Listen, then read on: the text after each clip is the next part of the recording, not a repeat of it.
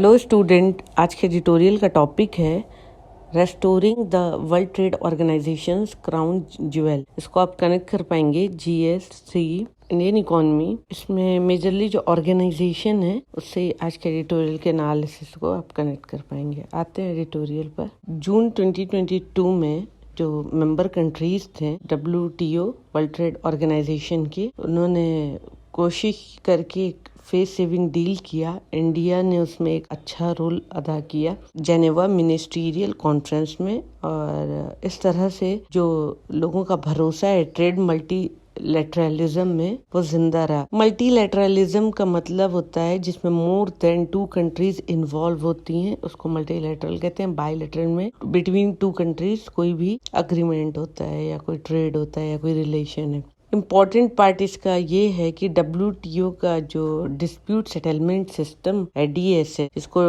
WTO का crown jewel भी कहेंगे 2024 तक। 2019 से WTO जो कि 2 tier DSS है और वो वर्क नहीं कर रही है पूरी तरह से, और एपेलेट बॉडी जो कि 2nd tier में आती है WTO के DSS के, और वो अपील को सुनती है WTO पैनल के। अब वो नॉन फंक्शनल है क्योंकि यूनाइटेड स्टेट अकेले खुद ही उन्होंने क्या किया, ब्लॉक कर दिया अपॉइंटमेंट जो उसके मेंबर्स के होते हैं। एपेलेट बॉडी 1995 से 2019 तक इंटरनेशनल रूल ऑफ लॉ को अपहोल्ड करते हुए बहुत सारे जजमेंट पास किए, और उन्होंने पावरफुल जो कंट्रीज हैं जैसे कि US है, यूरोपियन यूनियन, उनको भी अकाउंटेबल ठहराया जो इंटरनेशनल लॉ उन्होंने ब्रीच किया था उसके लिए। लेकिन अब जो एपेलेट बॉडी है वो अपनी सक्सेस का खुद ही विक्टिम बन गया है। जहाँ पे एक वक्त था जब US उसको सपोर्ट करता था, अब उसका सबसे बड़ा क्रिटिक बन गया है। देखना ये है कि जो ये इंफॉर्मेशन जब पब्लिकली अवेलेबल हो जाएगी तो मुश्किल है कि DSS को एक पिंक लाइन मिलेगी, मतलब फिर से अपने आप को स्टैब्लिश कर पाएगा। 2024 तक की एक्सपेक्टेशन है। प्रेसिडेंट प्रॉब्लम, ये क्या है? प्रेसिडेंट का मतलब ये होता है जब कोई भी जजमेंट जो पिछले होते हैं और उसके बेसिस पर प्रेजेंट जो जजमेंट होते हैं वो पास होते हैं, तो इसे प्रेसिडेंट कहते हैं। US को गुस्सा ये था एपेलेट बॉडी पर कि वो जुडिशियल ओवररीच कर रहा है और जो उसे इंस्टीट्यूशनल जो उनको जिम्मेदारी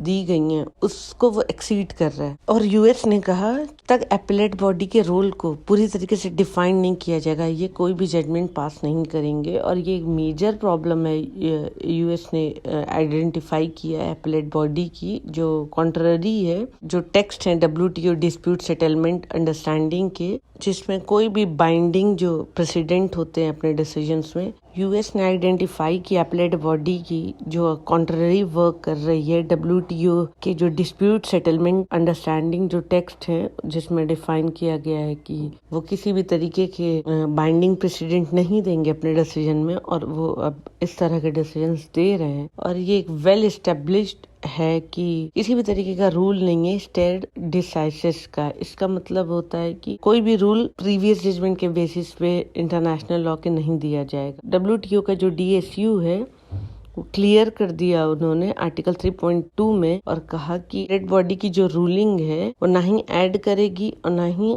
खत्म करेगी राइट्स और ऑब्लिगेशन जो WTO मेंबर कंट्रीज के हैं। और उसी आर्टिकल में उन्होंने कहा डिस्प्यूट सेटलमेंट सिस्टम है WTO का, वो एक मेन एलिमेंट है और वो प्रोवाइड करता है सिक्योरिटी और प्रेडिक्टेबिलिटी जो मल्टीलैटरल ट्रेडिंग सिस्टम में हो। इस वजह से एपेलेट बॉडी की ड्यूटी है इंश्योर करना कंसिस्टेंसी इंटरप्रिटेशन में और एप्लीकेशन जो WTO अग्रीमेंट के हैं बिना किसी बाइंडिंग प्रेसिडेंट दिए हुए। जरूरत है एक अच्छे बैलेंस बनाने का, जहां पर एपेलेट बॉडी कोशिश कर भी रही है और एनकरेज WTO के पैनल जो हैं वो अपने प्रीवियस इंटरप्रिटेशन पर रिलाई कर रहे हैं। इस बात को एनकरेज भी किया जा रहा है, स्पेशली जो इश्यूज हैं अभी जो हो रहे हैं और जो पहले भी जिस तरह के इश्यूज हैं, अगर इश्यूज सेम है तो इस चीज को एनकरेज किया जा रहा है कि अपने प्रेसिडेंट पे पे रिलाई करें। अपीलेट बॉडी ने ये भी क्लैरिफाई किया कि अगर जो उनके प्रीवियस जजमेंट हैं या जो उनकी रूलिंग है और जो उनके रीजंस रहे हैं वो उससे तभी कुछ अलग डिसीजंस देंगे अगर कोई बहुत सॉलिड रीजंस होंगे ऐसा कुछ करने का, वरना अगर केसेस सेम है तो प्रेसिडेंट के बेसिस पे ही वो जजमेंट पास कर देंगे।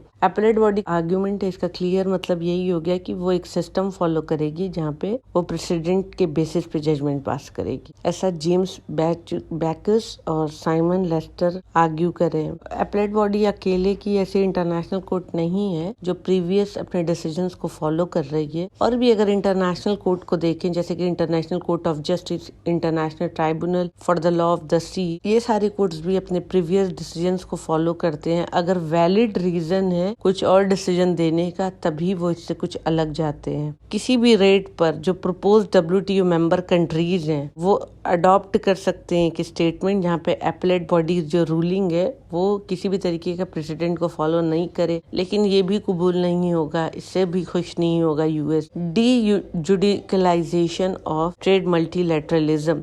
डी-जुडिकलाइजेशन का मतलब होता है कि जो जुडिशियल पावर है वो जो दी गई है इंटरनेशनल कोर्ट ऑफ जस्टिस या WTO के अपीलेट बॉडी को, वो खत्म करके जो कंट्रीज हैं उनको अपना पूरा पावर फिर से मिल जाए। ये एक बड़ा यूएस का प्लान है जहां पर वो चाह रहा है कि जो ट्रेड मल्टीलैटरलिज्म है उसको डी-जुडिकलाइज कर दिया जाए। और WTO जो कि वर्ल्ड में एक शाइनिंग स्टैंडर्ड न्यूलिबरल कंसेंसस था और ये आया था कोल्ड वॉर के बाद और जब कोलैप्स हुआ था कम्युनिज्म का। अर्न्स्ट अल्रिच पीटरमैन इंटरनेशनल इकोनॉमिक लॉयर हैं, वो भी आर्ग्यू कर रहे हैं कि जो न्यू लिबरल इकोनॉमिक सिस्टम है वहां पर invisible hand of market competition आया, जो कॉम्प्लीमेंट जिसके साथ हुआ विजिबल हैंड। इनविजिबल हैंड वो होता है जो मार्केट डिटरमिन होता है, जहां पर डिमांड और सप्लाई का मेन रोल होता है इक्विलिब्रियम तक पहुंचने का, और विजिबल हैंड वो होते हैं जहां पर गवर्नमेंट का इंटरवेंशन हो जाता है मार्केट मैकेनिज्म पे। WTO visible hand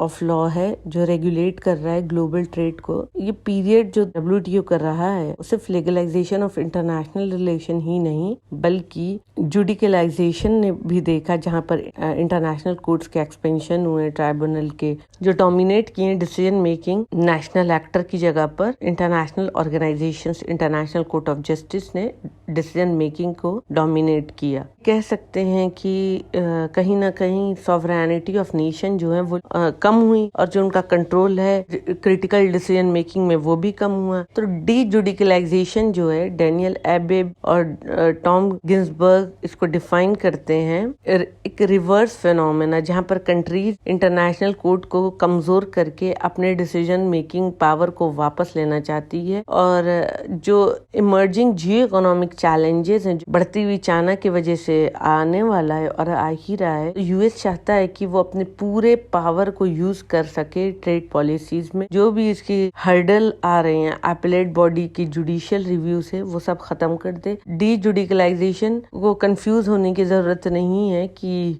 political oversight है अपीलेट बॉडी पर जो काम को बेहतर और डी जुडिकलाइजेशन करने का रीजन क्लियरली यही है कि यहाँ पे एक पॉलिटिकल एजेंडा है, पॉलिटिकल ओवरसाइट है यूएस का अपीलेट बॉडी पर। और वो अगर अपीलेट बॉडी वीक हो जाएगा तो वो अपना जो काम है वो इजीली कर पाएंगे और स्मूथली कर पाएंगे और अपने सारे डिसीजंस को आराम से वो ले सकेंगे बिना किसी रेस्ट्रिक्शंस के। वॉशिंगटन ने आइडेंटिफाई किया बहुत सारी प्रॉब्लम्स डीएसएस के अंदर, लेकिन कभी भी उन्होंने कोई भी कंस्ट्रक्टिव सजेशंस नहीं दिया। अगर ऑन वोटिंग लाइन पर देखें तो एक्सपेक्टेशन होगी कि यूएस नेगोशिएट करेगा, अपीलेट बॉडी को ट्रैक पे लाने के लिए कोई कोशिश करेगा। ऑप्शन बस अब यही है और मेंबर कंट्रीज जो हैं, हेनरी गाव ऐसा कहते हैं कि वो इलेक्ट कर लें अपीलेट बॉडी मेंबर्स और वो छोड़ दें वोटिंग का जो पूरा प्रोसेस है वो WTO जनरल काउंसिल मीटिंग पर। और ऑफ कोर्स इस तरीके के जो डिसीजंस हैं अगर कोई मेंबर कंट्रीज WTO के लेंगे तो वो यूएस को बुरा,